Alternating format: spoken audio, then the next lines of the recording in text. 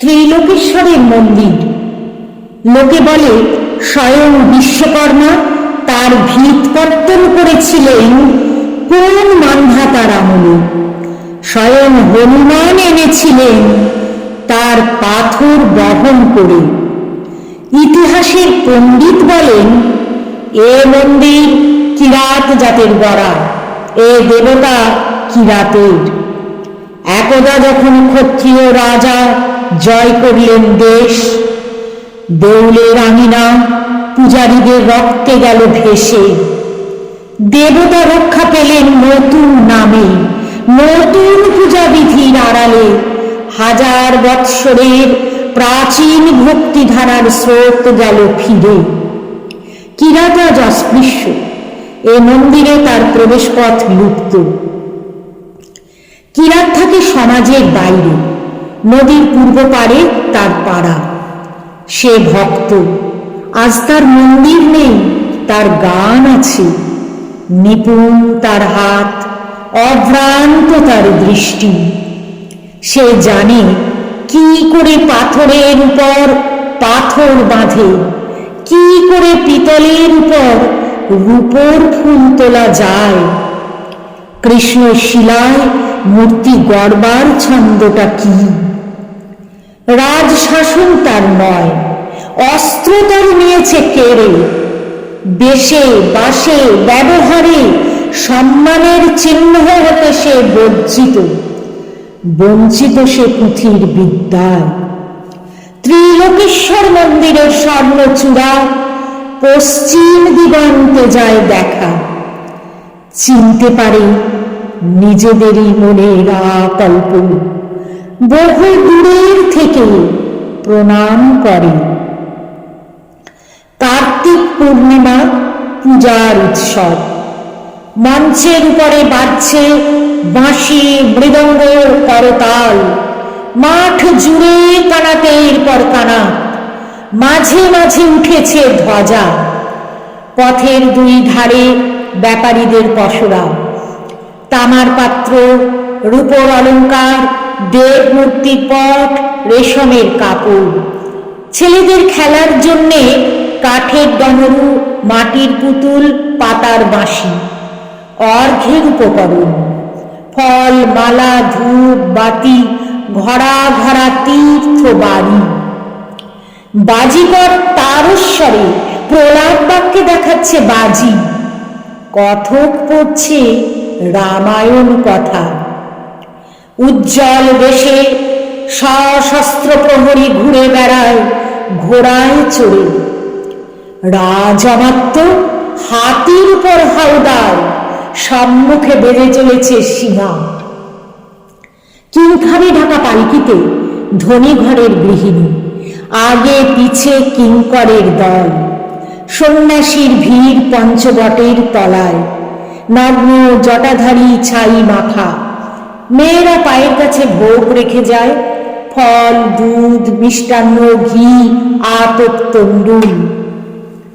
থেকে থেকে আকাশে উঠছে চিৎকার ধ্বনি, জয় ত্রিলোকেশ্বরের জয়, জয় ত্রিলোকেশ্বরের জয়। কাল আসবে শুভ লগ্নে রাজার প্রথম পূজা। স্বয়ং আসবেন মহারাজা রাজহস্তিতে চড়ে। তাঁর আগমন পথের দুই ধারে সারি সারি কলার গাছে ফুলের মালা। মঙ্গল ঘটে আম্রপল্লব, আর ক্ষণে ক্ষণে পথের ধুলায় সেচন করছে গন্ধ বাড়ি। শুক্ল ত্রয়োদশীর রাত, মন্দিরের প্রথম প্রহরের শঙ্খ, ঘণ্টা, ভেরি, পটক থেমেছে। আজ চাঁদের উপরে একটা খোলা আবরণ। জ্যোৎস্নার ঝাপসা যেন মুচ্ছার ঘোর লাগলো। বাতাস রুদ্ধ, ধোঁয়া জমে আছে আকাশে। গাছপালাগুলো যেন শঙ্কায় আড়ষ্ট। কুকুর অকারণে আর্তনাদ করছে। ঘোড়াগুলো কান খাড়া করে উঠছে ডেকে কোন অলক্ষ্যের দিকে তাকিয়ে।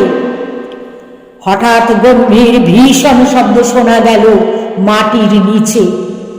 পাতালে দানবেরা যেন রণ দামামা বাজিয়ে দিলে। গুরু গুরু গুরু গুরু মন্দিরে শঙ্খ ঘণ্টা বাজতে লাগলো প্রবল শব্দে। হাতি বাঁধা ছিল, তারা বন্ধন ছেড়ে গর্জন করতে করতে ছুটল চারদিকে যেন ঘূর্ণি ঝড়ের মেঘ। তুফান উঠল মাটিতে। ছুটল উট, মহিষ, গরু, ছাগল, ভেড়া ঊর্ধ্বশ্বাসে পালে পালে। হাজার হাজার দিশাহারা লোক আত্মস্বরে ছুটে বেড়ায়। চোখে তাদের ধাঁধা লাগে, আত্মপরের ভেদ হারিয়ে কে কাকে দেয় দোলে। মাটি ফেটে ফেটে ওঠে ধোঁয়া, ওঠে গরম জল। ভীম সরোবরের দিঘি বালির নিচে গেল শুষে। মন্দিরের চূড়ায় বাঁধা বড় ঘণ্টা দুলতে দুলতে বাজতে লাগলো ঢং ঢং। আচমকা ধ্বনি থামল একটা ভেঙে পড়ার শব্দে। পৃথিবী যখন স্তব্ধ হলো, পূর্ণ প্রায় চাঁদ তখন হেলেছে পশ্চিমের দিকে। আকাশে উঠছে জ্বলে ওঠা কানাতগুলোর ধোঁয়ার কুণ্ডলী। জ্যোৎস্নাকে যেন অজগর সাপে জড়িয়েছে। পরদিন আত্মীয়দের বিলাপে দিক বিদিক যখন শোকার্ত, তখন রাজ সৈনিক দল মন্দির ঘিরে দাঁড়ালো, পাছে অসুচিতার কারণ ঘটে। রাজমন্ত্রী এলো, দৈবজ্ঞ এলো, স্মার্ত পণ্ডিত এলো। দেখলে বাহিরের প্রাচীর ধূলিসাৎ, দেবতার বেদির উপরে ছাদ পড়েছে ভেঙে। পণ্ডিত বললে, সংস্কার করা চাই আগামী পূর্ণিমার পূর্বে, নইলে দেবতা পরিহার করবেন তাঁর মূর্তিকে। রাজা বললেন, সংস্কার করো। মন্ত্রী বললেন, ওই কিরাতরা ছাড়া কে করবে পাথরের কাজ? ওদের দৃষ্টিকলুষ থেকে দেবতাকে রক্ষা করব কি উপায়ে? কি হবে মন্দির সংস্কারে যদি মলিন হয় দেবতার অঙ্গ মহিমা?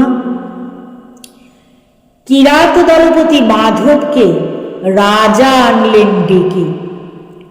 বৃদ্ধ মাধব শুক্ল কেশের উপর নির্মল সাদা চাদর জড়ানো, পরিধানে পীত ধরা, তাম্রবর্ণ দেহ কোটি পর্যন্ত অনাবৃত।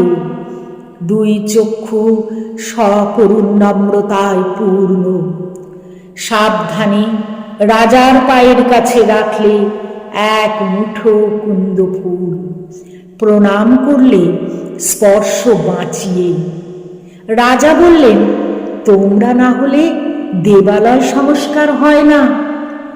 আমাদের পরে দেবতার ওই কৃপা।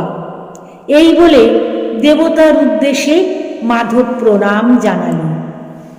নৃপতি নৃসিংহ রায় বললেন, চোখ বেঁধে কাজ করা চাই, দেব মূর্তির উপর দৃষ্টি না পড়ে।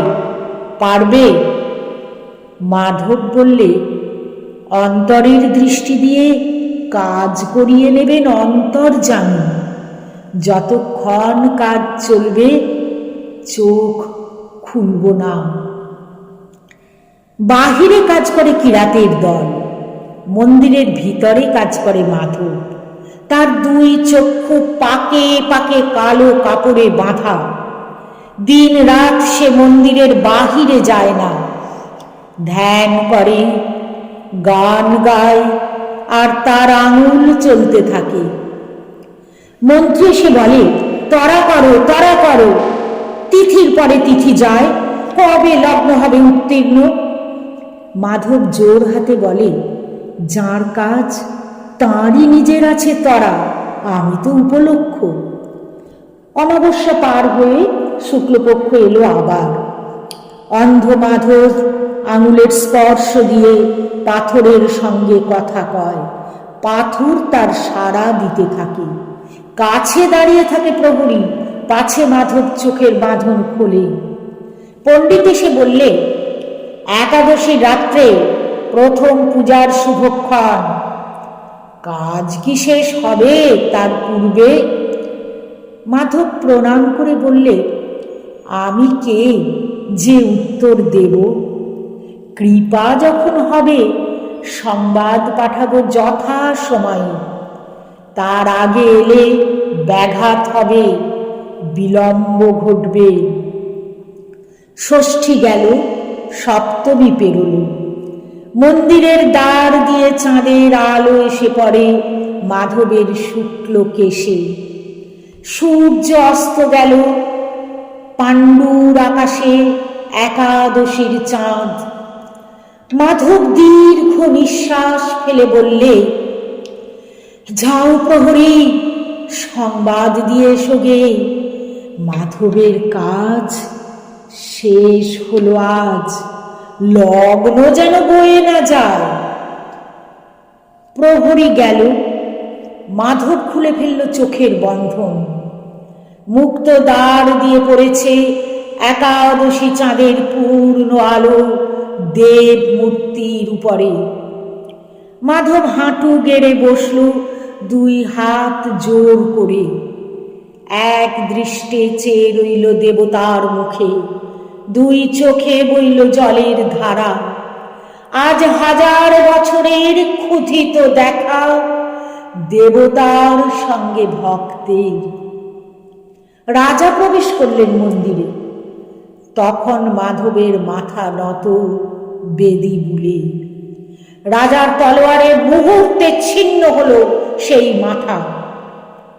দেবতার পায়ে এই প্রথম পূজা, এই শেষ প্রণাম।